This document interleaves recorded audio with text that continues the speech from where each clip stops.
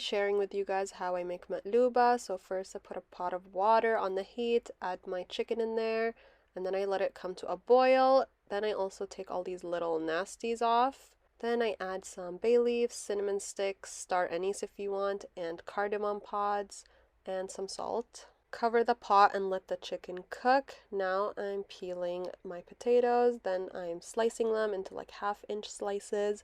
I'm putting them on a baking sheet and then drizzling a little bit of oil to get like golden brown in the oven. Traditionally, you're supposed to fry all the vegetables, but I don't like to just because it's too oily. Doing the same thing with the eggplant and then the onion.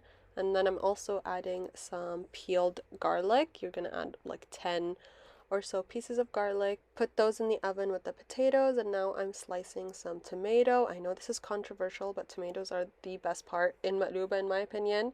Now I'm washing my rice. I usually use jasmine rice, but I find it gets a little bit too mushy, so today I'm trying with basmati.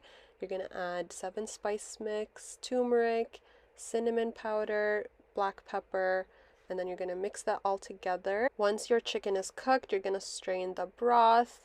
Put the chicken back in the pot with the skin side down. Then you're going to layer the tomato, the potato, the eggplant, and then the onion and garlic. Lastly, you're going to add your rice, and then you're going to shake the pot so it gets all in there. Then you're going to put it back on the heat and add your chicken broth. Leave it to come to a boil.